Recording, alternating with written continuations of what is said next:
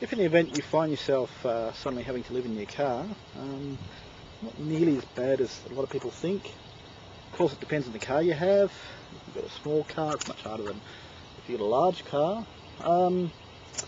This is actually the trunk area of this car. It's actually not my car. It's a car I borrowed. A friend of mine is borrowing my bus. But you can live in a car like this. You've got three basic areas of need when it comes to a car. You've got your shelter that you need some way to cook and prepare food, and you need some way to wash. When it comes to storing things in your car, you probably want to store things in the trunk or the boot, as it's known in Australia.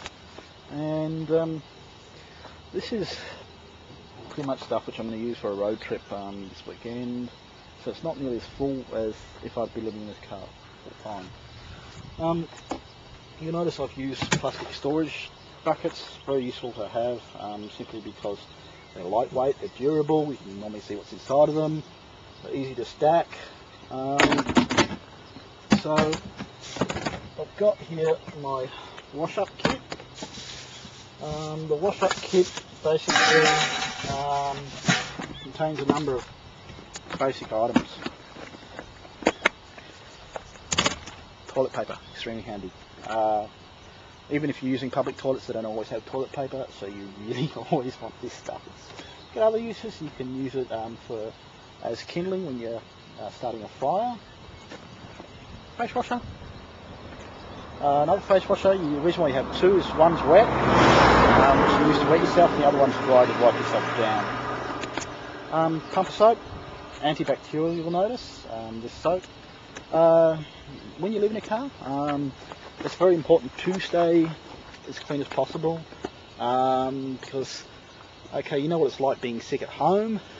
Imagine being sick in a car. You really want to stay nice and clean. Which is why I also carry antibacterial kitchen wipes. If you're just handling food, or before handling food, if you get messy, you can use this to wipe yourself. Also, they're often sold in the supermarket as baby wipes, but let's face it, I mean, if it cleans a baby's rear end, it's going to clean your rear end. And normally you can get them with or without scent. I probably don't want something to smell like a baby. Deodorant, wonderful stuff. Helps you smell nice. Very handy if you're going out in public. Razor blade. Make sure it's got no hair on your arms. Okay, that's your basic bathroom stuff. Of course, the reason why it's in a bucket is because you wander into a garage, shop, anywhere you can get water, fill all things with water. And yeah, wash yourself. Also handy, tissues. Basic cooking kit, which I've just been using to explain how to cook on car engine. Happy to have some food in here. Normally I'd have an esky in the car or a cooler, but just going for a weekend road trip, so I don't need it. Good thing about these, if you find a public barbecue, you can actually whack this nice large heat absorbing surface on the public barbecue. You can boil water for heating, so you can cook food or cleaning purposes. One of the other things I've got in the back here, I've got alfoil. Alfoil is very handy for cooking on the engine bay. I've got useful things like car repair tools, tire irons, funnels for when you're putting petrol in there or oil in your engine. Basic toolkit. 5-litre container of petrol, you never know when you're going out.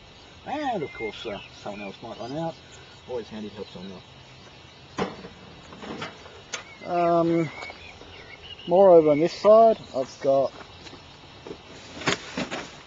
a portable gas stove. I don't normally like carrying this in the car because you carry the butane containers, which have a nasty habit of catching fire when they're really hot.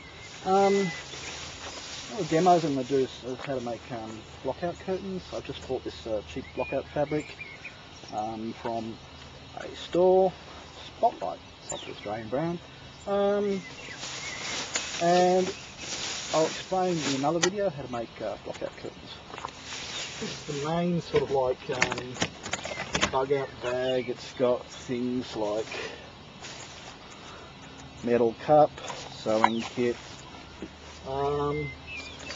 large fold up water container, a couple litres of water, a change of clothing, instant food, pocket torch, more instant food, suntan screen, solar shower, lamage that doesn't work. It's okay, we'll spare one. And from the USA, this wonderful water filtering kit, which Michael from the Yahoo Vandwellers group sent me. I sent him some Aussie stuff, including that book on how to speak slang. So he sent me this, which is actually really useful for filtering water. You can also use screw tabs. But normally you won't need to do that because you're going to be getting all your water from shops, that sort of stuff, normal places. In here, the waterproof container is my fire starting kit, basic matches, a couple of fire lighting blocks and tissues, so if I want to start a campfire, not a bushfire.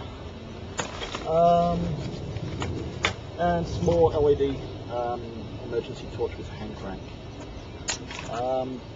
Odds are on that unless you live in your car full the time, you won't actually use half this stuff. So, but it's handy to have it just sitting there.